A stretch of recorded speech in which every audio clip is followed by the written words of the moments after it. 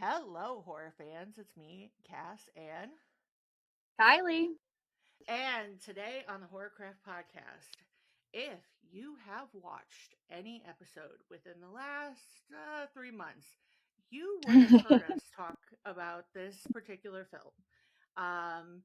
This film absolutely just has dominated Kylie and I's world. And we are talking about Devour, which is directed and co-written by Scott Hansen. And that's who's on today is Scott What's up? Hansen. Scott, how are you? Doing great. So, Scott, as you know, we summoned you here because Yep. Yeah. we couldn't get enough of. Let's We go. can't get enough of Devour, man. We can't get enough of it. Devour, Bad Candy. Yeah. We need more Halloween movies. I always say there's not enough Halloween movies. Yep, never- we need more. We need you to keep them coming. Keep them coming. Yeah. Oh, I'm already on it. 12 more. We need 12 more. 12 more. So, 12 more. what a lot of people don't realize is even though you have done Bad Candy and Devour will be hopefully coming out by the end of the year. We'll be talking about that soon. Yep. But you also you opened up Digital Thunderdome in 2013. You've done a lot. Yep. You've produced a lot under Digital Thunderdome, which is what Devour is under right now. But you got your start in doing a lot of music videos. Yeah. Tons of music videos. I was looking through a lot of your credits, and they're insane, man. Like, Thanks. and you could Hell yeah. tell. You could tell, like, Yeah. Once you read your credits and then you Yep. watch Devour, you could tell that a lot of like your style is then melded into Devour. Oh, yeah. Because I even said, like, when we did the review, this is like what Ozzy was talking about, like when he was doing like, you know, the like fantasy like bat flying off of a van, Oh, yeah. like Yep. typescape. That's what Yep. Devour is. So but before we get too much into it, Yeah. Kylie and I, we have an announcement. So Scott, We have an announcement, guys. yeah, we do. This is serious. Scott, you are the only film that has had this, but this is the only film in Horrorcraft Review's history where Kylie and I are revoking the review that we gave it at that point in time, the rating, which was a 9. Well, we're out of not. 10. We're just revoking the review. We're making it better. It's a 10. Yeah. It's a 10 out of 10. It's a 10 out of 10. Because after literally, it's been our whole personality since then. Like, and Kylie told me that it was going to be. I got the Virginia bitches on my YouTube playlist. Like, I can't get enough of them. I can't get enough. I listen to it all the time. Yeah. Oh, yeah. Yep. Yeah. There's 5 songs right now. There's more coming. Yeah. Oh, I'm so excited. Yep. Yes. The joke is like, hey, we made this fake band and this album, and if the movie blows up, Heidi's gonna have a second job.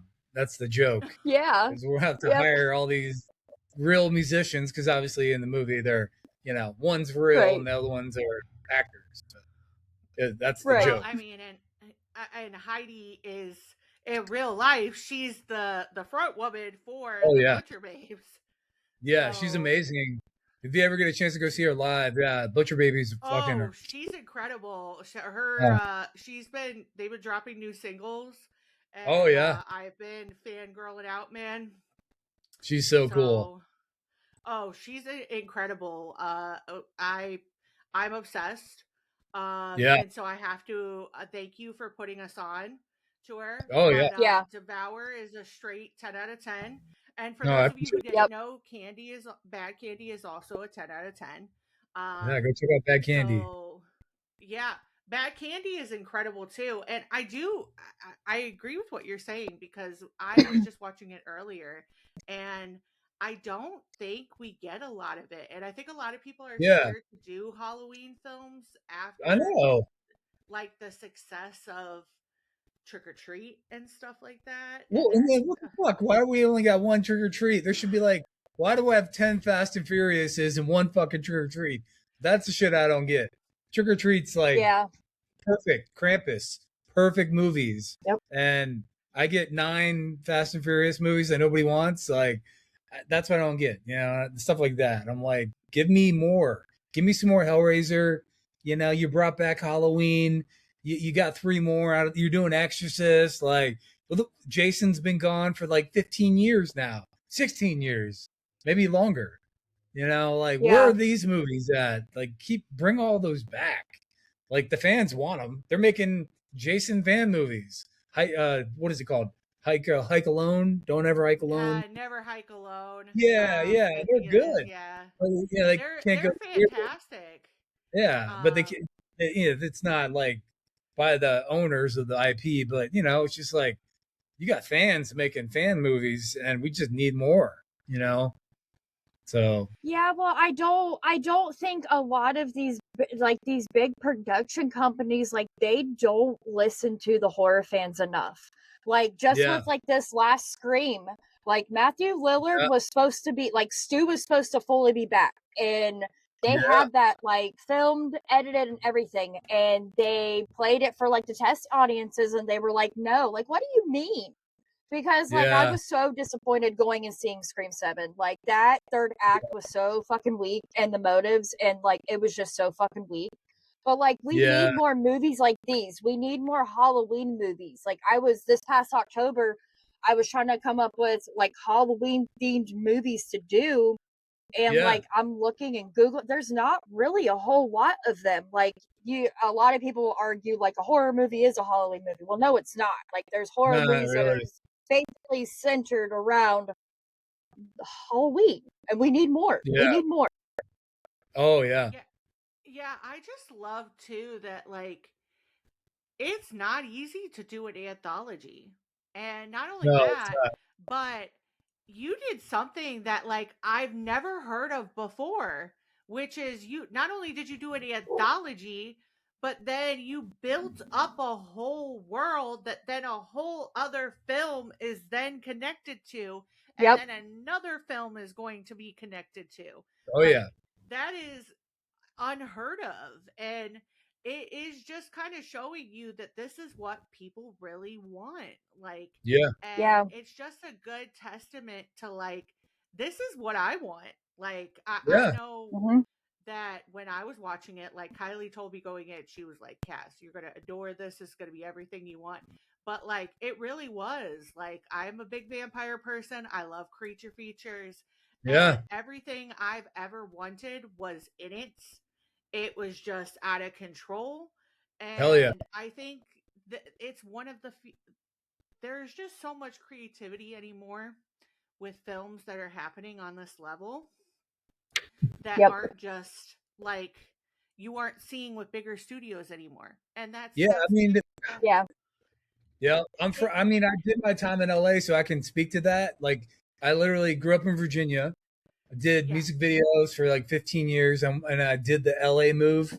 And, you know, I made some connections. I worked on some cool movies. And then I was just like, man, it just sucks because, like, it's all sequels and IP that's older, you know, and nobody's taking risks. There's no more Pulp Fictions.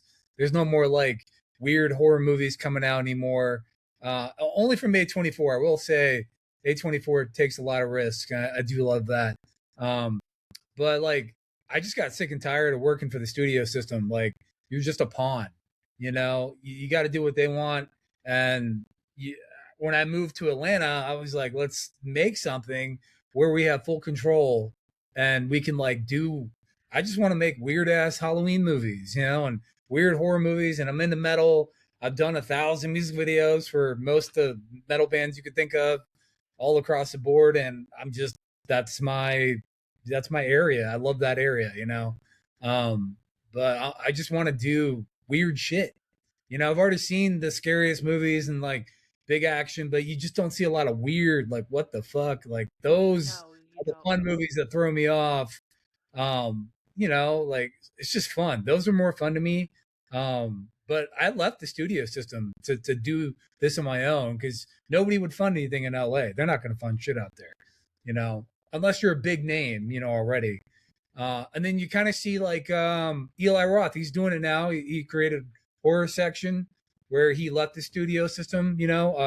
Robert Rodriguez has Troublemaker in Texas. He left the studio system. He's doing his own thing. And so, yeah, I've been at it 8 years now, and I kind of see these big names, like, way bigger than me, but like they're coming in, they're doing what I'm doing, leaving the studio system, doing their own shit and having control. And I think that's the way to go. Yeah, I truly think so too. Cause like we just yesterday, the episode came out, but like Hunting Matthew Nichols is coming out this Yeah. Friday coming up.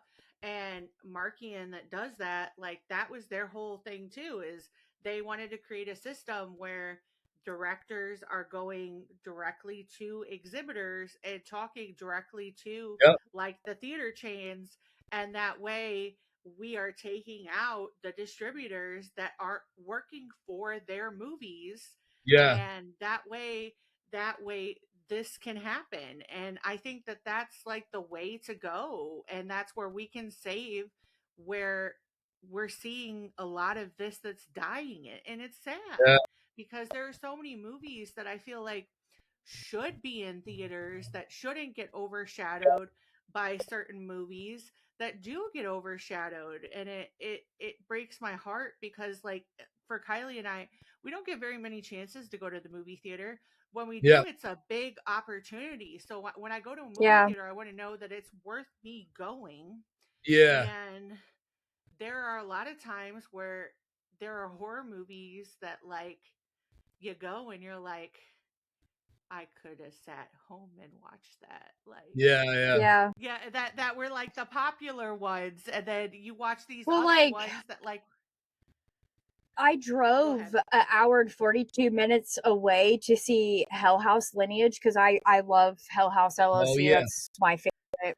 That's my Yeah. favorite like horror movie franchise, and I've been just super geeked for that. And it was Yeah. just such a cool experience seeing something, that is not just super huge that like on the movie theater screen, and like they had like a little event there held Oh, by wow. the Paleface guys, and they had like the guy walking around in like the clown suit, but it was such a fun experience, but a lot of people didn't like it. I went and saw Wow. Scream 7, was highly disappointed. Well, I wasn't super disappointed. It wasn't completely bad, but like that third act was trash. But I went and saw Undertone, and that was a banger, and a lot of people didn't like it Yeah. because it wasn't like in your face jump scares, and it's all a lot of just like audio, but like it was terrifying, and I loved it. And I think Yeah. while like these big production companies, like they need to listen to horror fans, but I also feel like there's a commerciality now with horror, and people, because of Terrifier, and I love Terrifier and Art the Clown, Yeah. but people want that shock value, the blood, guts, and gore. But I think they don't think about like just the other things. Like horror doesn't have to be the blood, guts, and gore. Like it can be Yeah. other things. You know what I mean? So Yep. a lot of horror fans didn't Yeah, like it, but I Terrifier had is a kind good of like time. Terrifier is in its own corner, with the shock, Yeah. horror, gore, and that it's kind of reminds me of like when Hostel came out. Like people were all Yeah. freaked out Yeah. about Hostel 1 and 2, and it was like, whoa. Well, And like Terrifier is going. So yeah, Yeah. like the gore in your film, both of them, some people could say, especially with Devour, some of the gore could be extreme, but I yeah, thought it was appropriate, and It's especially but like it's intentional. intentional. You know what I Yeah. mean? It almost reminded me Yeah. of Dead Alive, yeah, with the gore, where it's meant for a purpose. You know what I mean? Like, Yeah. especially with some of the scenes, like the scene with the werewolf reminded me of the lawnmower scene in Dead Alive. yeah, yeah. Just It keep just going. Dude, It's like, yeah, oh, there's that 4 or 5 werewolf more people. that werewolf reminded me of like the werewolves in Dog Soldiers. Yeah, yeah. Huge pull from Dog Soldier. Oh, another cat. This is Daphne. Yeah. Aw. Aww. Yeah. Dog Soldier is huge inspiration. just because they're really skinny werewolves, and I just love how those costumes were amazing in that movie. And just, I would say that with Underworld is kind of where we were going. Yes, yes. Because Underworld, I liked Underworld, how big they were. They're just power. The faces were very Lycan, obviously, but I like the skinnier snout on the dog soldiers. Like, it has a wolf face, and that's kind of cool. Where the Howling is more like weird ears, longer snout. I don't know. So it was just, and we had Wayne Anderson, who's like a big time. He's like the dude right now for special effects. And we couldn't even afford him. I just reached out to him when we did Bad Candy, and it was crazy because like he's worked on Jurassic World, like Avatar 2, and I call him and he's like, I cold called him and I emailed him first, and he's like, hey, we need a bat creature for this Bad Candy movie. And he's like, yeah, I'm actually finishing on Jim's movie soon, and I'll have time. And and I'm like, Jim? And he's like, yeah, James Cameron. I'm like, holy shit, you're fucking working on James Cameron's movie, like Avatar 2, like, that's fucking first name basis. So it blew my mind that he'd even responded to me. And we literally flew him from New Zealand to Atlanta and shot that scene in a couple days. And then now we're buddies, and he came back for Devour and did the Minotaur, which the Minotaur is crazy, It's about 13 feet, when all with the horns, about 13 feet. And then he did the werewolf and the bat. So yeah, just that's badass. And with Devour being a tiny budget movie, it's just like you gotta like reach out to people, tell them what you have, and try to like work deals and whatnot. Because Wayne would be our whole budget, like just him on a bigger movie. So you get lucky sometimes, I think, about bringing in the right team, But I mean, that's incredible though. Like that, it really does that's super cool. Though, because that is the one thing I will say instantly that got my attention is the creature lore, creature design, even the vampire lore, and just the way that you present everything and how cool and effortless everything is in this. Like it was everything little Cass ever wanted growing up. And just never knew she wanted. And this is coming from somebody who carried around a vampire encyclopedia growing up. And I should have had a PhD in vampirism. Like, I really should have. But I had been seeing like, because I think Chuck the movie guy, he reviewed it because it played at a film festival in Atlanta, and like I'd seen the trailer for it. I'm like, man, this looks really fucking cool. Like, okay, who do I gotta hit up? Who do I gotta send an email? How can I get this? When you emailed back, I was like, yes. And then I watched it, and I'm calling Cass, like, Cass, you need to watch this movie. You need to watch this movie. This is everything you have ever wanted in a vampire creature type film. Like, you're going to just, like, I was bugging her. Like, have you watched Devour yet? Have you? Yeah. That's it. Yeah, I mean, have you watched Devour yet? Yeah. Yeah, I mean, we were just like, like we're huge vampire fans. We live in Atlanta, and that's where they shot Vampire Diaries.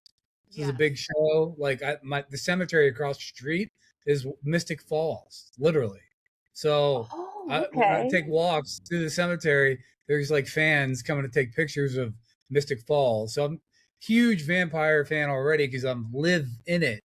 You know what I mean? Like it's here, it's all around.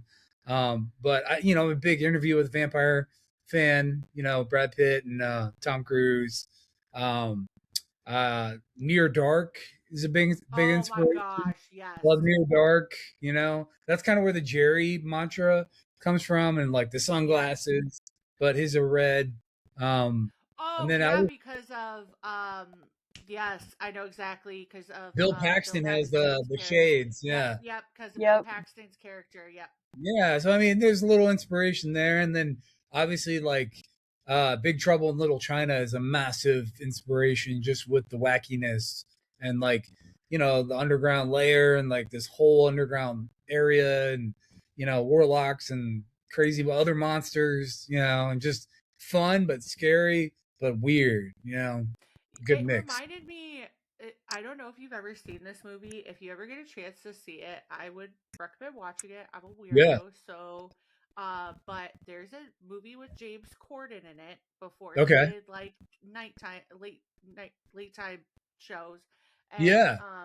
it's called Lesbian Vampire Killers, Okay. and Yeah. it's like him and this friend who like show up in this town, and they're like roll into this town on the one night where they have like a blood moon, and the blood moon turns this whole entire town, all the women, into crazy vampire killers Oh hell yeah. unless you're a virgin. And It's awesome. it's like it's this crazy wild, and instead of like the men being like the vampire characters, it's a bunch of women, and it's like Carmilla is the main person, but it's like Oh wow. it's wacky like this, but it's like bloody and Yeah. but it's just crazy wacky, and of course it's James Corden, so it's like That's him fun. just like losing his shit all over the place and like having a good time. But it really reminded me of this, just like to the umpteenth degree. Devour goes way, way further, which I appreciated. But yeah, we try Because to build up the first hour so you're like right there with the band, you feel like you're in the band, and then right when they get screwed over by the promoter, you get that first kill and you're like, oh, this feels good, you know, Yep. and then it just goes, the last 45 minutes is like nonstop, 50 minutes, you know, just crazy but oh, it has to build up, and then it just goes downhill with like Oh yeah. explosions Oh and yeah. crazy shit. So it's insane. I can't wait for the third one. So I'm so excited to get into talking about this. I'm yeah. so excited though, because as soon as I got done watching this, I did go and look at the page. And as soon as I saw that Andrew Divinoff was like Yeah. attached to the third one, Yep. I screamed. Yeah, he's awesome. Um, I've never met Andrew Divinoff, but in my head, like everything I've seen of Andrew Divinoff is like incredible. So, Just want him to like, say words. You're like, just speak to me. yeah, I mean, you just want him to read the dictionary to you, Yeah. because like you know, he'll just have like the kindest voice to say We things. went and got drinks because we shot his scenes already. We went to the bar afterwards. Just had, you know, some Jack and Cokes, and I was like, can you order for me? And yeah, I want this Jack and Coke. Like, you know, I can't do it. I'm butchering it, but like his voice is incredible. Very Keith David vibes, you know, Yes. like that kind of, Yeah. you just want to Love speak. Keith David. And Keith Love David's Keith in David. his voice is in the new Spider-Man trailer. He's narrating the Yeah. Spider-Man trailer. Yeah, it's crazy. So I'm I super love excited. Keith David. So, He's a national treasure. yeah, He is. he is. He is. I'm glad that he's finally getting the recognition he deserves, because, yep, like, Yeah. we've all known He deserves it. he should have gotten this way a long time oh ago, yeah, especially a Yeah. star. Oh yeah. yeah. I think you got to start Yeah. like a year ago. I'm like, come on, Yeah. it's like 30 years Yeah. later. Like, come on. He was in the thing. Yeah. Like, Yeah, what more the do thing. you want? Yeah, Yes. exactly. Yeah. I mean, what more do you want? Come on. Yeah. We'll go ahead Yeah. and get into the intro, though, so we can get into our icebreakers. So Yeah. let's go ahead and hit the music. All right.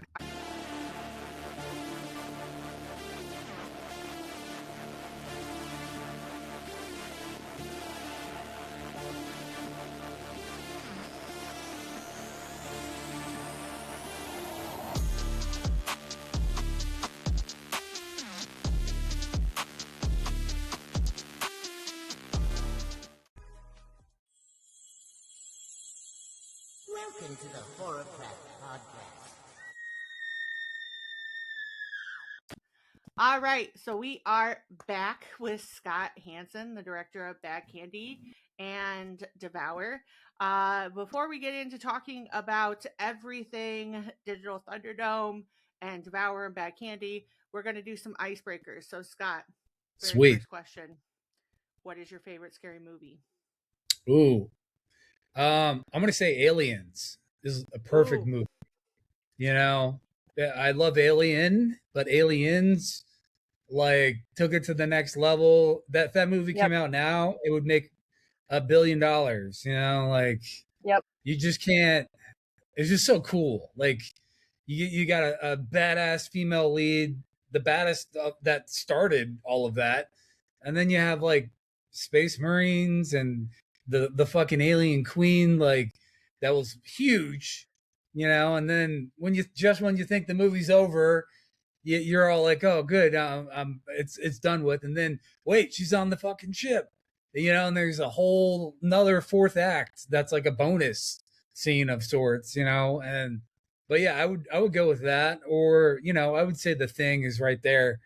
You know, if I wanted to have it equal something, I would say The Thing is just a perfect, just a dreary movie. You know, and all the snow and being trapped. You know, it's just a great feeling, and then something you can't control.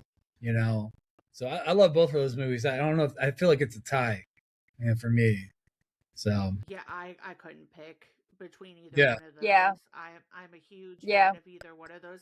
I also feel like it's hard because both of them are equally scary because aliens, like, you can't fight something that's already in your body, and the same thing Yeah. with The Thing. You can't fight Yeah. something that you don't know is in somebody or could already be in you, and you don't know Yep. until it's already taking over. So, Even those um, scenes, the found footage on the soldiers when they're getting taken out one by yeah, one, nobody's ever done that before. So it's like one of the earliest found footage movies, sort of like inspired. You know, they had all the heart things on and they're all getting yep, taken out. EKGs, like beep beep. It's just so cool how that was done. It makes you feel like you're there when you're watching the movie.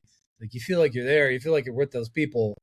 And when Sigourney goes in there and just takes the wheel and runs everything over and gets in there. It's just so cool. Like such a cool movie. yeah. I think she also changed kind of like the way that we think about women in Yeah. Oh yeah. film Yeah. Yeah. because she's emotional, but in a way that you never feel like takes away from her power.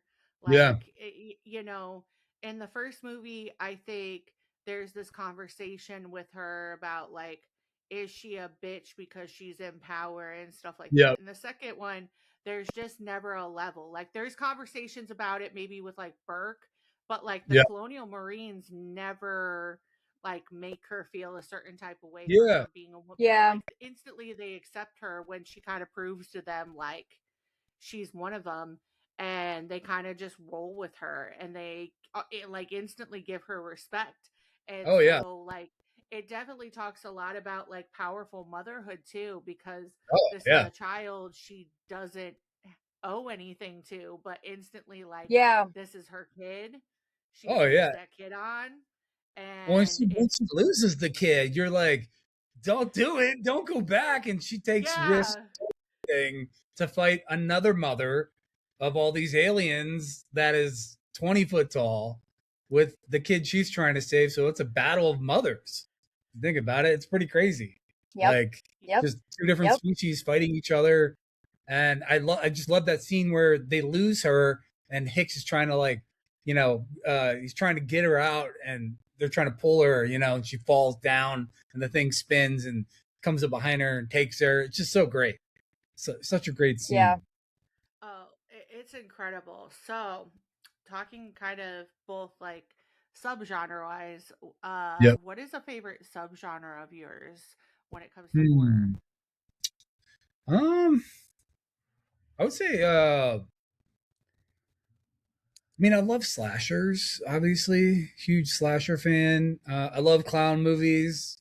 I don't know if that's a subgenre. I think it is nowadays, right? Yeah, it I is. think I say it kind of is. I'm a big fan of like scary clowns in movies. There's a lot of clown movies now. Obviously It, and the new It I loved, and Welcome to Derry blew my mind, Killer I feel like Welcome to Clowns. Derry and Stranger Things were like here, and then Stranger Things just started going down, and Welcome to Derry like stomped on it. If I'm being honest, like it's just so. Yeah. Oh I yeah. just cared so much more, and I love Stranger Things. I'm not here to talk shit about Stranger Things, but I feel like Stranger Things got too big for it.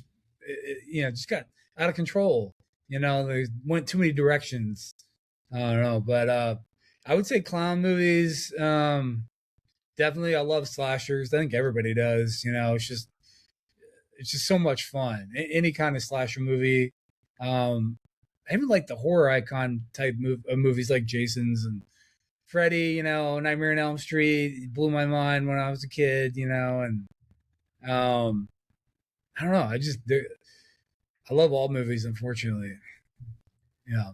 Yeah. That's an unfortunate thing. I like all movies too. That's why we're here. Me I too. love Nightmare on Elm Street. Love Nightmare on Elm Yep. Street. That Yeah. when I first saw that, it was like when I was really kind of like starting to really get into horror, and my dad showed it to me. Freddy was like one of his favorites, and I was just like, this is so fucking cool and terrifying. What do you mean this man has a hand and he can come in your dreams? Like, you're just not safe. And it was like around the same time, like when Freddy versus Jason came out. So like that was really like a fun time of like discovering like Nightmare on Elm Street, and then getting like, Freddy versus Jason. And that was so cool. That was the best soundtrack ever. Like, the best sound. Oh yeah, most definitely best soundtrack ever. I would also throw something like cave movies, like The Descent sticks in my mind as being yes favorite of mine. Like, that stuck with me all these years of just like, am I gonna go caving now? Probably not. Fuck that. What's gonna be in that cave? Nope. I'm good. Nope. Even though it looks fun. Yep. I'm not. I hear they're doing a reboot remake with a gender swap. Gender swap. I don't want to see a man. bunch of men go in a cave, man. I don't. Feel like, okay, listen, I understand, like, okay, equality. But the thing that makes that whole movie great is... Fuck that. The whole thing that makes that movie is the women and these diabolical creatures in the fucking cave. And it's not only and that, the diabolical women, because Juno,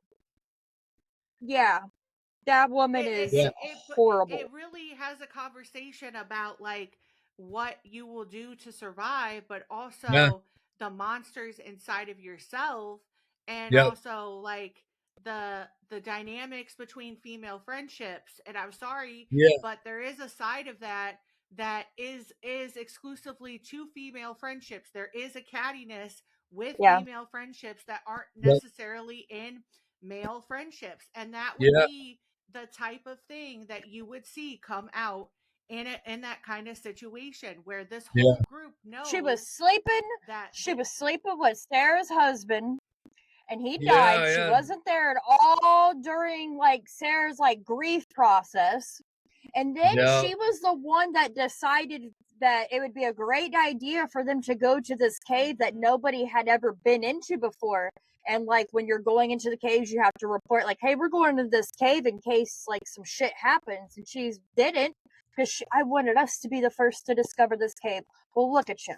Y'all are getting eaten up by these cave creatures. Yeah, she has a chance to save her, but then there's also like the whole like Juno ends up leaving behind the one, like accidentally kills the one other friend. It's like the whole thing. I listen, I don't think everything needs to be woke. Some things can be. I would say the same thing when it comes to different things with men, like with certain movies too. Like, I don't think we need to we need to focus on more original movies. Like, can we leave The Descent alone? Somebody needs to like do something else. It's the same thing with Grave Encounters. Nobody needs to touch Grave Encounters. Like, well, and I guess we're getting a Blair Witch remake, and like, I don't want it. I'm good on Blair Witch. It. I'm love good on the damn Strangers. They messed up the Strangers too. Like yep. And I just think like spent on that. Well, when it comes to found footage, why? Yeah, I'm not. The first one and done for me. But like when it comes to found footage movies, like and these bigger companies getting behind these movies, like I don't want to see it. I want to see somebody who is not big, not with a big budget, making a found footage movie, because that's what Blair Witch was. That's what Paranormal Activity was. Like I've seen some bigger budget found footage movies. I saw Dream Eater, and it was great, but like it didn't have just that super realness to it, because like there was sometimes music playing in the background, and like you're not going to find that in a found footage movie. And just some of like the camera angling shots were just too kind of clear and concise. That's the Eli Roth one, right? Dream Eater. Like it was good. It was pretty fucking scary. But like I just like with Blair Witch, like I like the reboot or whatever, the 2016 one, but like it was towards the end, like you saw the witch, and it was just too shaky. I do think it was a great body horror one though. But like the first Blair Witch, like when he is in that corner and she's screaming bloody murder, you can't remake that. You can't remake that. You can't do it. It's just such a great time in history, because like you'll never see another movie like Blair Witch, because right before the internet took off, everybody thinks this thing is fucking real. And I even thought it was real. That's why I wanted to see it. And it was just like, oh, is this a movie or is this like a documentary? Like you couldn't even tell afterwards. And we would sniff it out nowadays. Easy. Yeah. But back then, it caught everybody. It was great. Yeah. I just find it kind of audacious that we keep trying to go back and fix these movies. Yeah. They don't need to be fixed. We don't need to fix these movies, and we're not doing justice to these other movies that have good ideas, and we're not giving other things a chance. Like, it's just kind of audacious, the way that they do things. Like, I find it ridiculous. You want to spend money and throw money, like 200 million at this, like it. The Strangers is a perfect example. Why did we need 3 chapters of a movie nobody's gonna see, and the third one apparently she falls in love with the killer, and it was like a whole entire thing of really of that, and it's like all the money they wasted in doing that. Like you could have been working on other things. Like give me another Mandy, give me another Mandy, or give me a Trick or Treat 2. Like, give me some more weapons type movies. They're still long legs. Like, It Follows. How come it's taking like fucking forever to get an It Follows sequel? That was a great concept. I think they're filming one now. But we need a Nightmare on. We need a good Nightmare on Elm Street something. Oh yeah. And I don't know what that looks like as far as someone playing Freddy Krueger.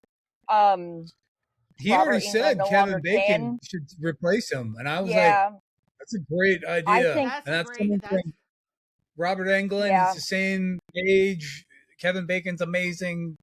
He loves horror. He just did a horror movie with his family. Family movie, Kevin Bacon. Yeah. I mean, Kevin Bacon would be the. It looks good. Yeah, it looks great. Hollow Man. He was creepy.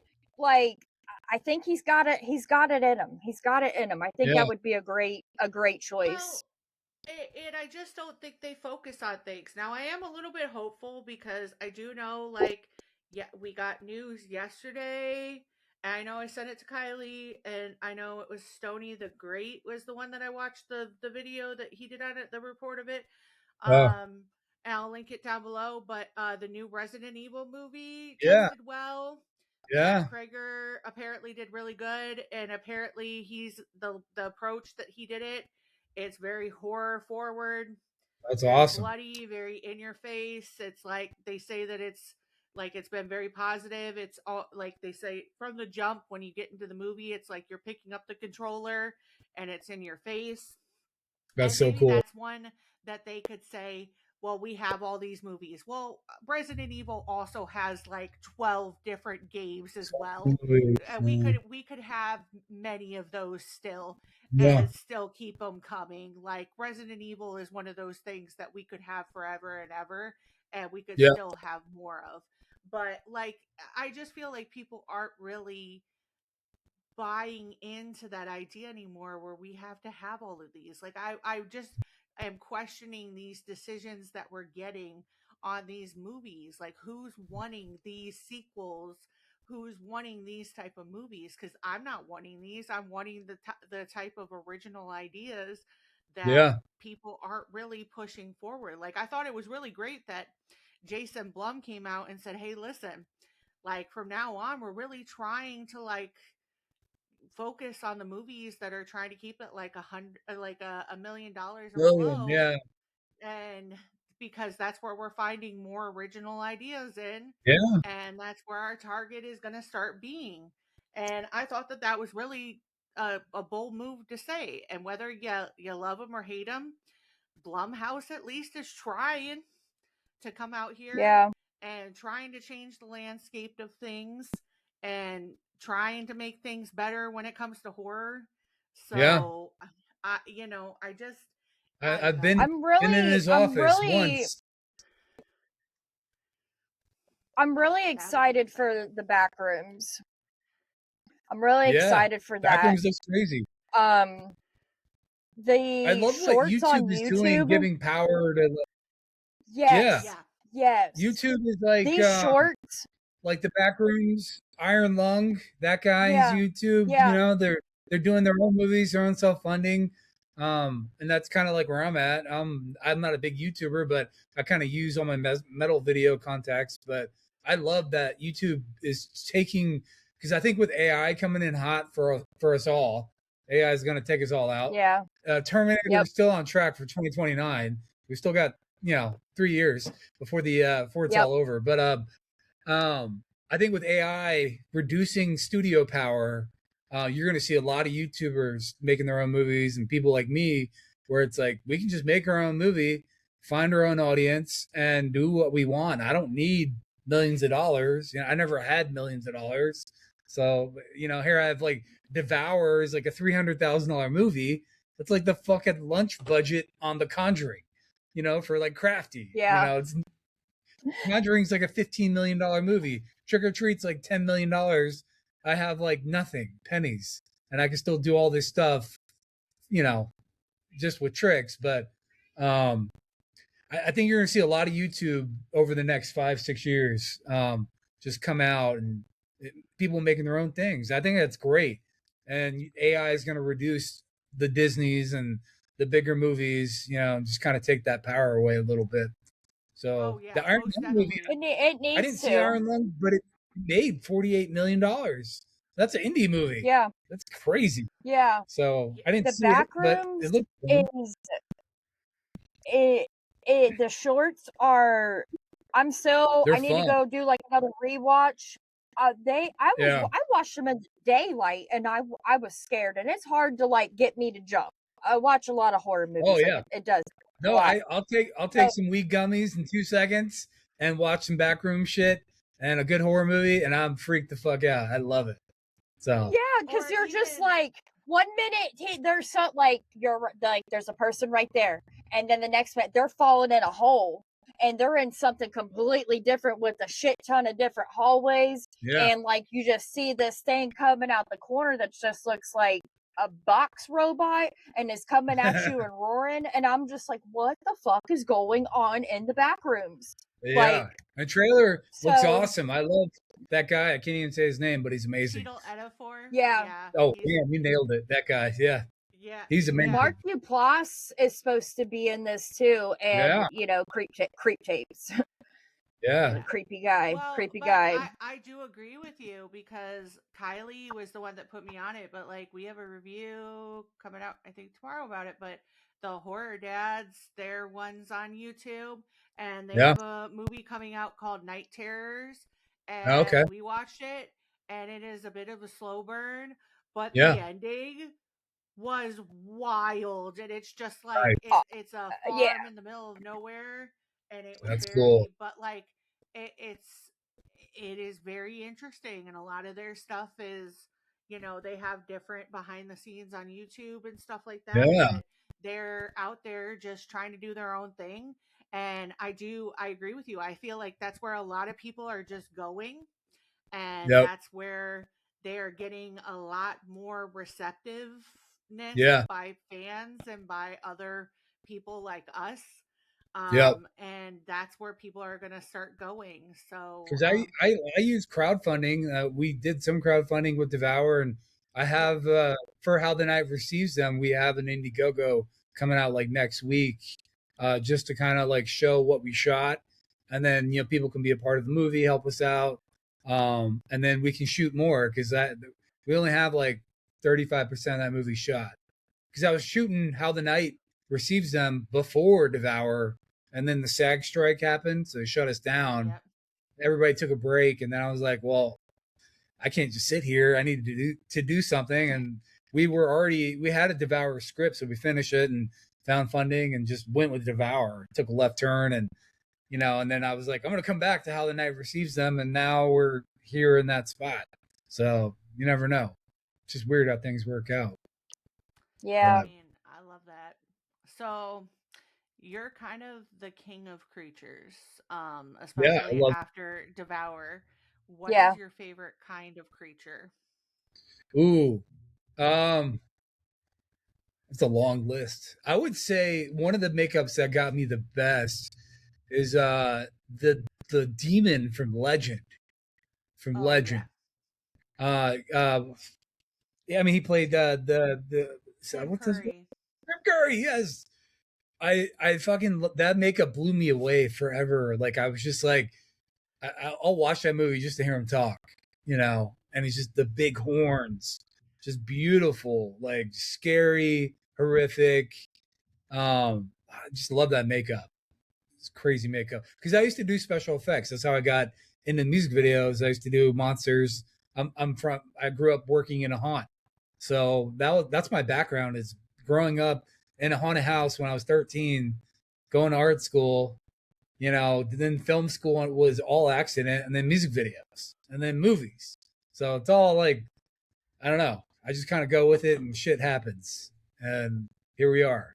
So yeah, You but know what, I would Scott? say You're the definition of just doing it and not caring and like it working out, like having some faith. Because I'm yeah, telling you, man, this movie just has anything and everything for everybody. Like you like men to charters, cool. Devour has it. You like vampires, hot metal band women, it's got it. hell You yeah, got werewolves, like you got warlocks, you got explosions, like action. I love it. yep, yeah. It's like two competing storylines that intersect at the end. So you have like this Yeah. whole Van Helsing thing going on, and he's Yep. investigating, and then you have the girls like becoming a band, and I don't know if you the Dylan kid, if you looked him up, he's from Righteous Gemstones, the HBO He show. is. He He plays young Danny is. McBride, which is He plays fucking young. hilarious because Yes. Yes. yeah, That is so he's fucking funny. he's young Danny McBride. But like funny story, when we were filming Devour, we were like, because we had to take a lot of breaks because we kept running out of money, and I had to go do a metal video and come back a month later. Hey, we can shoot again. But HBO stole him. They came in, they hit us up. They were like, hey, we need Gavin for the final season pickups. And they came in and they stole him, and they shaved his head, and we just had to stop filming for like 6-7 months because it was annoying. But you can't really fight with HBO. And I was happy he's making money. He's 20, Yeah. so I was like, dude, go get it. But yeah, he's in Righteous Gemstones, so he's very good with his comedy already and his timing, and that is very evident in Devour. He's lovable, he's likable, and he's just him and Jerry. Jerry was an accident casting. We went through like 6,000 people. Jerry's played by Gus Langley, who is like the most beautiful man movie voice of all time. his deep voice is beautiful in Devour. He doesn't talk like that. It's all an acting thing, and I don't want to spoil that, but he was an accident. He was just a great audition that I think he was like almost the last 5 people we looked at out of like 6,000 people, and he just fucking slayed the audition. And then we called him in, and he did a chemistry read with Dylan. Gavin Wild is his name, and dude, they were amazing. They were like the best chemistry ever. So it was just weird. I never expected that to happen, And that's the fun part of making movies, though, is like you never know who you're going to get. You have your sights on this actor. Even Heidi. Heidi is a backup. She was a backup for Alyssa White Glutz from Arch Enemy. If you know Arch Enemy, she was the lead singer. We couldn't get her visa because she's from Canada. We couldn't get her visa to be approved to come to America. And so I had to swap her like 3 months before, and Heidi was their backup, and Heidi blew it out of the stratosphere. So it's just weird how things work, Oh, listen, Heidi, you need to hop on this because you have a whole side career in horror. Like you should be everywhere. Yeah. Like you Yeah. you could not only be the woman that just dominates everything, you could also be the one that then sings about dominating everything. Yeah. So Oh yeah. Yep. There's a missed opportunity. Like yeah. Yep. Even Bad Candy is another good example. We had Corey Taylor from Slipknot. Yes. And Zach Galligan from Gremlins. But yes. we had Sid Haig cast before. Sid Haig replaced, he died. We had him locked in, and everybody loves Sid Haig. He's just one of the last horror icons to pass. But we had him locked in the movie. He loved the script, and then he fucking died right after 3 from Hell. He did that, and we were slated to shoot. He was signed, and then it was like, oh my God, he passed away, and it was terrible. So long story short, Corey Taylor replaced Sid Haig, and Corey was great. But that would have been Sid Haig if it wasn't for, life. And so it's just weird how that worked out. And Corey was awesome, but I always imagined what would have been like with Sid Haig, oh man, that would have been cool. Yeah. But yeah. Life is crazy, Yeah, I like his character in Bad Candy. Though. It was something kind of just different. Yeah. Yeah, I felt like he kind of fit for that, and he's a great voice. Yeah. He's just fun, Yeah. And listen, Zach, you have a special place in our heart, especially after you let Kylie and I give you a sticker at Scarefest this past year. Yeah, Zach's great. Entertained us. Yep. Yeah, and then he was like, I told him that we call Brinley Gizmo because she looks like a Mogwai. And so then he was like, show me a picture. And I was like, wait a minute. He wants to see a picture of my cat. You're from, okay, here's a picture of my cat. And I was like, thank you. But they were great in it. But yeah, it's so great. So obviously, Devour, Bad Candy, they arguably have one of the best, and I mean this in the greatest way possible, the best cinematic horror universes. How did building their world come about? I just I don't know, I love Easter eggs. I love Marvel. I'm a huge Marvel fan. I think I rewatch all those movies every once in a while. I like when stuff connects, and I think some directors are like, oh, I want to do a Marvel movie or like a Terminator movie one day, and I'm like, fuck all that. I want to do what I want to do. I don't like, some people like they aspire to do a big Marvel movie, and I'm like, why don't we just make our own universe? Like that's cooler. And then as we gain fans and the movies come out, people are like, oh, that connects to this, that connects to that. So we have 5 movies that all connect right now, and 2 are done. The third one's partially shot, How the Night Receives Them, and then we have an all werewolf movie called I Am the Teeth. Yep. And that continues the werewolf from Devour. So she escapes at the end of the movie, spoiler. And there's a whole story that's really fucking hilarious and kind of cute, I guess. Like I Am the Teeth is like Goonies meets Silver Bullet, like that kind of thing. It's about 5 kids in a treehouse club. All their cats and dogs go missing. They're in a Halloween club, and when they investigate all their pets missing, they set up a trap and they catch a werewolf, and then it just gets mind-boggling crazy from there.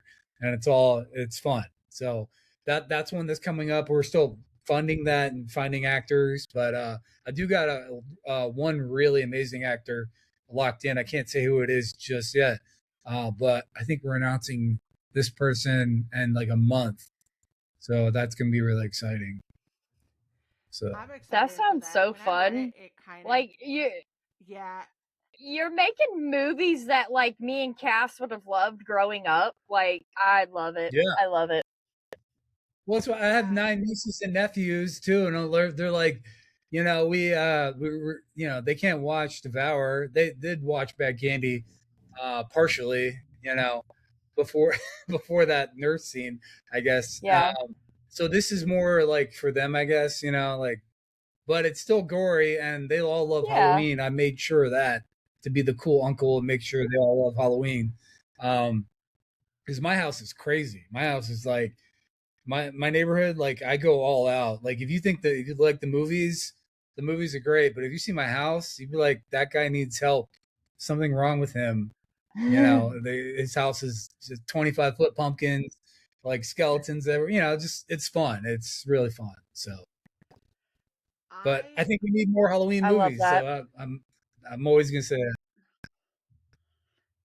I love that. I agree. I think we need, and I like that you're setting it all in this town, because Yeah. I do think that like that's what's needed is kind of adding all of those Yeah. together. So the Virginia bitches, Yeah. they're arguably, again, one of the best parts of Devour. They aren't your Yeah. typical vampires. They're broke, which they're is broke. funny. They're broke. They're definitely glamorous, but Yeah. they're just Yep. you're very rough and tumble, what you would expect from your typical rock band Yeah. type of. They almost like I feel like they'd be really good friends with Lestat. Yeah, they would. They would. Be Oh really yeah. good friends with They're Lestat. yeah. Yeah. Yep. He would They appreciate probably them. Yeah. they Yeah. probably played a show together, especially with Yeah. Lestat. The Real Yeah. Vampire Lestat, the new show coming out. I wouldn't be surprised if they cross paths somewhere. Yeah. Yeah. Absolutely. So, but your vampires don't feel traditionally gothic. They feel more feral and modern. Yeah. What were you intentionally avoiding from classic vampire lore, and what were you trying to embrace? I think I was trying to like the whole obviously Twilight thing, like sparkling in the light always offended me as a vampire lore. But I did watch the Twilights. I have to. I'm married, so she's a big fan of those. But I do appreciate those movies. You know what I mean? But I would say I think we tried to, because our vampires can go in the sunlight in the opening scene in the Civil War. Jerry's talking about he's running in the daylight, and he's bleeding some, but it's you still kind of go into the sunlight a little bit. It doesn't like vaporize you like in Blade, and then I think the whole being broke is just kind of funny. Like they're siphoning gas. Jerry hates humans. He's been in all these wars, and he's just like annoyed by humans. And we just thought that would be hilarious if like he's 900 years old, been through all this human wars and bullshit, and here he is in a metal band in this shitty van that barely ran, by the way. We always, in that opening scene in the gas, when they're stealing the gas, and they drive away, we're pushing that van, which is funny. Like when it goes moving, we're pushing it because it would not run. That van just would run when it wanted to. But there was a lot of funny things about trying to make Devour that if you're indie, you don't have the money, to have a mechanic team or whatever. It was like it would run when it wanted to, and then it would break down, and you're pushing it. And that's a big ass van. So I don't know, but hey, it looks like it's driving away when it's really not. It's kind of funny. Yeah. Well, I think with vampires, like always in movies, like they always are like rich and bureaucratic and just have all this money. And I've always been like, how are you rich? Like, how do you have money? Like, in Twilight, like it kind of seemed like Carlisle's like a doctor. Like that makes sense. But like others, like, how are you've been here for like 400 years and you are like a millionaire. Like, what are you doing? So I thought it was I'm kind of playing off broke, starving artists, Yeah, and I'm kind of playing off like what it's like now. Our parents grew up, buying $50,000 houses, and now can't even buy a damn house unless it's like $800,000 or something. So it's like hard nowadays to just live in general. Hell, being an artist is even tougher. So it's like, if I'm being in real life and I'm being a vampire, like it's probably not easy to be a vampire. You can kill people, take their money, but it's still, the economy's not good. And I think we're kind of playing into that mantra a little bit, where the economy sucks. So the economy definitely fucking sucks. It does. I liked it because I kind of felt like it was a throwback to Near Dark. With that, but also too, one of my favorite is Forsaken. That's that way, where it's like a lot in motels and different things like that, and it's got a very like gritty kind of like feeling to it. So and like I think the other thing too is like, what would make vampires, like they're always like the top predator, but like if you created a world where they are not the top predator, they're being hunted. And I always like the sirens was always cool, because it was like you always see sirens as females. And I was like, what if the cops were sirens? That's kind of cool. When they scream, it blows out the eardrums of the vampires, and they're defenseless, and that's what happens, and knocks them out, because they touch this fucking gem from the sky that crash lands and asteroid kind of thing, like Superman. But it was like, you need what would make vampires like afraid, like on a human level. And I think that's where we're trying to go. How do you humanize a vampire? Because usually they're impervious to everything except for sunlight and vampire steak. So that's kind of what we were trying to do, I think. That kind of leads into a question I have, because like you've created such like an immersive like experience with Devour. Why was it so important for you, for your audience to experience that in a movie in such a like deep way? Well, I just think we're just trying this story connects with How the Night receives them, and which actually How the Night goes into some of the lore of the Warlock, which was kind of cool. Because if you watch Devour, he dies, but not really. He's just a snack, which is kind of funny. The whole point of the movie is to deliver I don't know, like a smoothie to a female Dracula, if you think about it. And that's kind of fucking hilarious. All this chaos and murder, werewolf kills, just a hand ahead to Dracula, who I've never seen a female Dracula, and that's badass. I thought that was I think a lot of people go really out of their way to try to like make that not a thing, when we all know that like Carmilla was the first one before Dracula. And I just don't understand why people have a problem with it, but I thought that was really cool, a very cool tie-in. And Van Helsing's hunting for her. He's he's working for her, which is kind of playing with the lore. But I was just trying to do something that was a little different, and it's like, oh shit, he's working for Dracula. Like, that's kind of cool. Like, that, why? That's weird. And at the end, she's like, do you know where to find him? And that's like, oh, okay, yeah. he does. So we're writing that movie now too, just in case. So we're totally writing a sequel to Devour that continues after Devour. So basically, it was like create this world and make just a fun movie that I would want to watch. And I think that to answer your question, Kylie, Devour is something I'd want to watch if before it was made.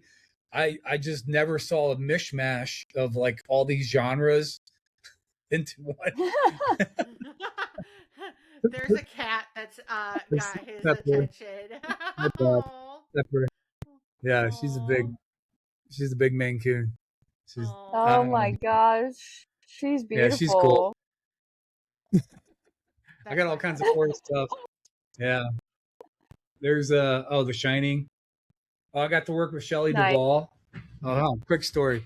This axe, I DP'd The Forest Hills, which was Shelley Duvall's last movie, and this is the only axe she's ever signed. So I got her to sign that, which is crazy. Before she passed away. Here's remember her. Yep. Yep. There he is. Yep. Then shit. And then we got Yep. So but yeah, Shelley Duvall, that was cool working with her. Yeah, no. But yeah, I think making Devour was like just something I wanted to see. I wanted to see like I love Van Helsing. I love action movies. I love Terminator. I love Predator. I love Bram Stoker's Dracula. Like the sexuality in that movie, and like just Gary Oldman. Fucking Gary Oldman is amazing. And I know people rag on Keanu Reeves, but Keanu Reeves was awesome in that. And I just love that movie. And it's like, how can we make a movie that would hit audiences today? Because everybody's so scatterbrained. You got to hold people's attention nowadays. And I come from the music video world, so it's like I already know how to do that. And I love music videos. And I love metal bands. So it was like, let's make a movie about a metal band that's traveling through time, living, nighttime. Maybe there's one that keeps eating the fans, Morgan, and she's vicious, very vicious, played by the beautiful Caitlin Newberry, amazing friend. And she's fucking eating everybody, unfortunately. And Heidi has a problem with her. And it's just those funny dynamics is like stuff I've never seen. And we I think mashing some genres together and just kind of making it weird and fun, and pleasing the action audience, but like, and then you have the female power, and then female Dracula, and then a fucking Minotaur, which people are like, I've never seen a Minotaur. And I'm like, I know. I love Minotaurs. I've never seen in a movie. Why not? Why not have a Minotaur? Because this is a cult, of magical creatures, and there's all kinds of weird shit in New Salem. So it was just so, and honestly too, the other part that I love is the way that you are doing the rollout with it, with like having the music and having them actually be a real band, and having their songs available, and like the way that you're presenting them. Like I think we said this in our review, but like I want Virginia Bitches merchandise. Like I want t-shirts. I want like Freddy style merch everywhere, because they are just that good. Like it is just something about them that they're like very commercial in the way that they're just like this lovable but fucked up group of vampires that you just want to root for. But Morgan can't, even though I identify with Morgan, because I feel like if I was a vampire, I'd be eating fans too. I could hear Cass yelling at me like, Kylie, you can't do that. Well, they were fucking stupid. And he tried to grab my ass, so he's got to go. He's got to go. Tell me that is not a scenario that would, that would be. But like, that would be. You go on a big tour, you can't be eating fans, Morgan. You can't do it. Happen. Yeah. We can't be doing that. So no. As the creator behind Digital Thunderdome, you are responsible for kind of creating and curating some of the coolest horror stories that are coming out right now. Yeah. How do you feel it's important to approach a horror movie when directing and creating it? I think like what we did with Devour was kind of interesting. We basically rented a studio to make the film and rented it for like 2 years, which is crazy. And basically the idea was to like do some music videos, pay for the rent, and build out this entire studio. Which it's crazy when I tell people when they seen Devour, it's like, oh, you had these crazy locations, but they wouldn't know 95% is all shot in a studio that we built all the sets for. We built the cave. That cave is like 500 foot going on the left side of the Wow. studio. When you walk through, it would go to the bar, the bar set, and then part of the bar set would lead to the Dracula cave, and then we had a morgue, and then the room where they find May, they go through the wall thing, it's a trapdoor wall. Like we built all these sets, and I think just from a director standpoint, I love working with actors, and I try to cast people who, um, like when you build the world, they will come out and play, basically. And I think that's the biggest job for directors, not only giving notes and like working with actors and dialogue and timing and stuff like that, but like if you can build like a physical world for them to play in, like come to play in your sandbox, that is like a huge part of the job. And if it's believable to them, like I can't tell you how many times where we were shoot a scene, we would shoot how it was written, but like when you bring everybody, you put them in makeup, and they're there in the van, it's cold, and you got Jerry in the front seat, Dylan driving, and fog, and Fat Carl, who's also a funny character in the movie. He's the promoter, he gets killed, and he's great, played by Jimmy Dempster. But like when you put all these people together, you just like there's an energy they create together, and it just makes a better movie because the world is there for them to interact with as an actor. And that's why I think some of the Marvel movies and bigger movies that are just all green screen, it's hard. It's hard to like act with a giant tennis ball. You know what I mean? If you Yep. don't see it. And that's why I'm a big fan of practical effects. And obviously we did use some visual effects, some I can't blow up all this shit. I can't afford that yet. But like we did what we could mix with practical and did CG here and there and like real werewolf, when she's pushing through the face, birthing through the face. We were like, we never seen that before. And that's kind of fun. Why not try that? But um, just the bar scene alone, I can't go close down a bar, location wise for like 10 days and shoot that scene because there's 43 kills, 43, 44 in that bar scene with the werewolf attack. So, Holy shit. yeah, 40. Yeah, it took 10 days to shoot just a werewolf scene because it's like stunt person, like bricks, throw them through the wall. Oh man, the guy in the werewolf suit's getting overheated. He Yep. needs a break. It's just like we could. And hell, beyond that, you have 4 female leads that need hair. Some had hair extensions, makeup, eyes, fucking things that when it was 20 degrees outside, they would fall out. So getting them ready was like 4 or 5 hours alone. So that was a big challenge. So I don't know. I think you see it in the Well, work, a lot of blood, sweat, and tears. So you do. You really do. Like there's just so many intricacies throughout the whole movie, even like with their hair, their makeup, like the yeah, creatures, the sets, like and we're not seeing this stuff in movies anymore. yeah, We're I just know. not. We're not.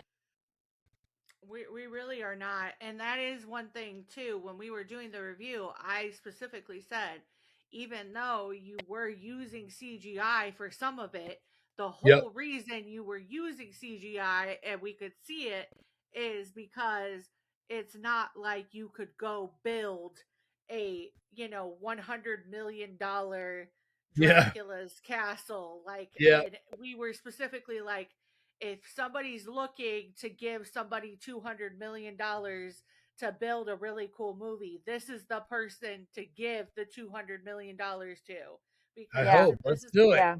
yeah, because if this is the person that could like do this on this budget, imagine Yeah. what you could do on this. Yep. So, Yep. but I mean, truly, like, there's a difference between using it to, aid with certain things that you're doing because it's Yeah. just not a reality, versus using it to placate half your movie. Like, Yeah. that's where the Yeah. reality that we are and half of what we are. Like, if you're using it to take over somebody's job, Yeah. That's a problem. and That's a problem. that's a problem. Oh, yeah. Or if it's taking over your art, that's where it's a problem. So Yeah. I don't think at any point in time that that's what it was, because you can Yeah. very clearly tell a lot of Yeah. The time. cave. Yeah. Cave took 3 months. 3 months to build that damn cave. And oh my god! And like the blood and like just some of the holy crap, man. Some of the scenes, Yeah. Explosives. Yeah. Yeah, because we the cave was like 3 months, and then we did we use a real cave for the Minotaur, that 20-foot cave, and there's some hilarious behind the scenes, which is why I'm going to urge people to get the Blu-ray. Well, I think some of the behind the scenes I've started putting a few of them on YouTube, but there is some funny shit as to like the real Minotaur cave. Like we literally were trespassing illegally on somebody else's property, and we're like in the middle of the night hiking down this ravine half a mile down this river and then waiting for the sun to come. It was great, like funny shit like that where you can't do that on a big movie, but you would never know until I said something. And here I have a Minotaur costume in the mountains of Georgia. Like if somebody sees me illegally in this cave and they see a fucking Minotaur, what are they gonna do? Like they're probably going to take a picture and be like, all right, get out of here. But that's awesome. But we didn't get caught, so whatever, it's cool. So. Or you could have just became a horror movie. Like that sounds like a horror movie, like going to make a horror movie and becoming right? Yeah. Or somebody could have taken a picture. That's fucking great. Minotaur sighted. I know, right? We literally parked off the side of the road, so it's just things you have to do with indie where it's like, I think that just makes it more enjoyable. And I mean, it's a great spot. Like that's when the Minotaur dies, it blows up because it takes the head too far, out of the zone, and beeps, looks up, boom. That whole cave is real. It's a big cave too. But hiking there was crazy, and trying to get out of there at nighttime was even wilder. But there are some funny ass behind the scenes for sure. So. Oh my god. I'm gonna have to check it out. Yeah. Oh yeah, and I think we're coming out in theaters. We have like 200 theaters right now in end of July, early August. So we are getting a little bit of a theater release. Trying to get more right now. And then it'll be streaming for October. I don't know where yet, but they wanted to do the theater hit and then streaming in October, which is perfect, So that's perfect. That's perfect. Yeah, and we'll make sure we're gonna trust me. We won't shut up about it, but we'll. We're not gonna shut up about it. I can get you Morgan or Heidi next. Yeah, I can get you some of them on. Oh, trust me, we've already talked about it. We're going to. They're hilarious. So we won't shut up about this movie. I can definitely get you some. Of them. Morgan's my favorite out of all the Virginia bitches. She's my favorite. Yeah, I love Heidi. Heidi is. I have her on Instagram, and I'm following her on her Twitter right now, and seeing all of her adventures, and seeing her with her single, and like trying to be like, go. Do these things, people. Yeah. But she's incredible. But if we followed the Virginia bitches outside of the events of the film, what do you think their day-to-day lives would look like? I think Well, I think Joe was happy to she got turned in the 70s, so I think she was happy to be on the road.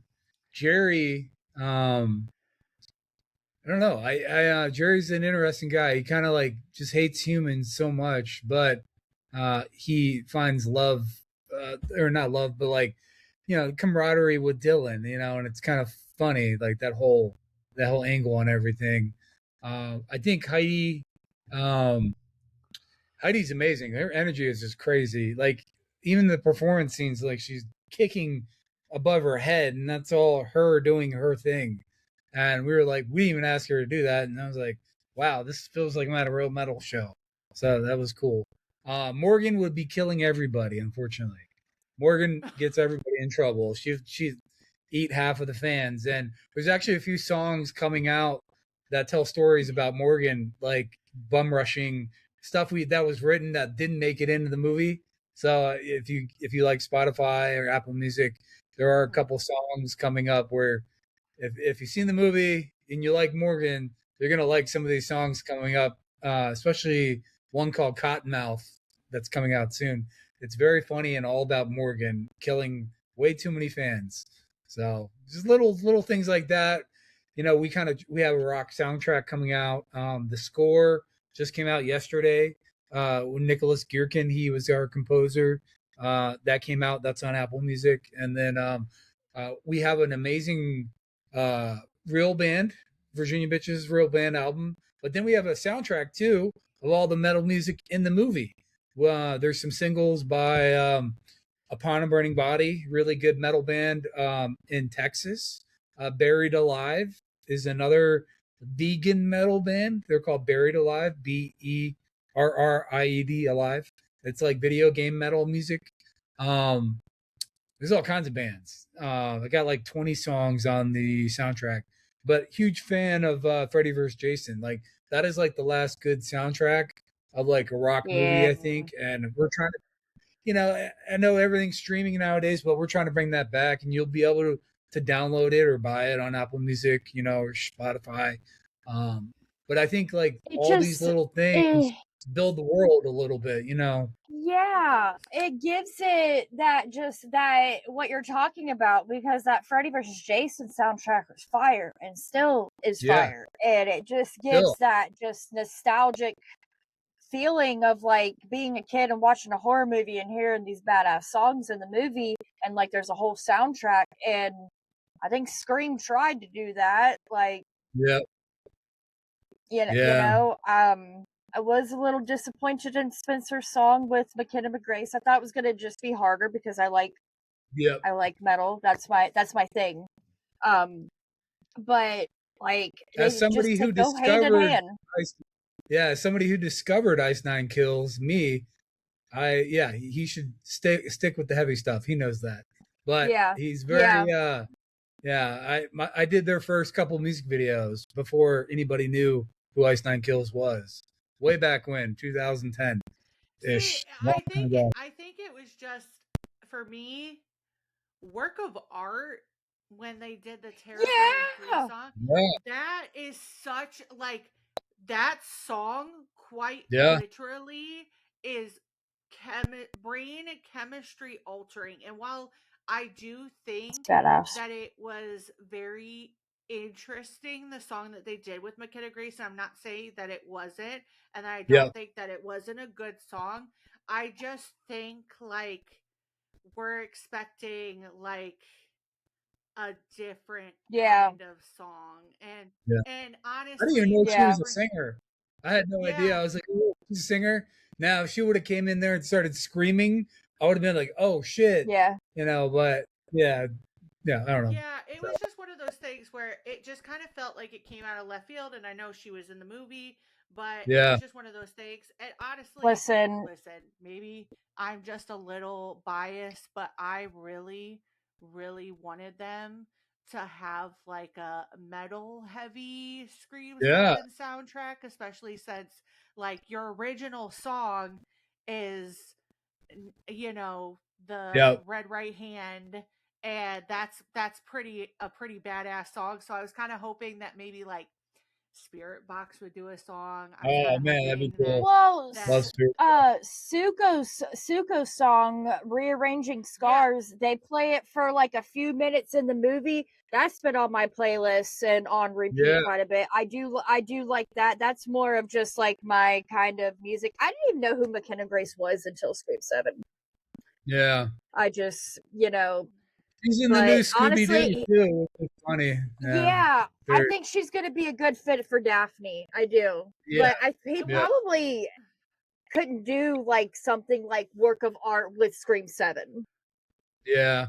Yeah, which I understand and I get, but I want to see like that type of level of like cranking up, because that's what we need when it comes to a horror movie. Like we need that kind of like just killer kind of like atmosphere type of thing. Like I need you screaming in my ear and sick guitar and drum breakdowns. It's just what I need. Oh yeah. Yeah, like I would have even seen if they would have brought somebody in and maybe done something like how Megan the Stallion has done stuff with Spirit Box before. If they did something similar with somebody, where they did like something like that, or if they kind of did like a Don Tolliver song with like he did one of the songs on there, I think, and that they did it with like him with somebody. I feel like that would have worked, but I feel like it's so hard to do, and we have kind of just lost the art of having a really good soundtrack when it comes and Devour, Heidi is singing that song. That's her on the vocals, and that was produced just for the movie, and that's her screaming on that those. I 100%. Yeah, that song's crazy. So it's called Widower. But yeah, that's her, it's her voice. So she's incredible. Like, and I will say, like, all of her songs are on my playlist for the summer, and all of the Virginia Bitches ones are on there too. Yeah, that's awesome. And I might go find the soundtrack after the score after we get off this interview. Yeah, score's up there. Yeah. Oh yeah. So if you had to live inside one horror movie world, not your own, which one would you survive the longest in? Ooh, I feel like Resident Evil, just because I played the games, and those games freak me out, and I know where to go.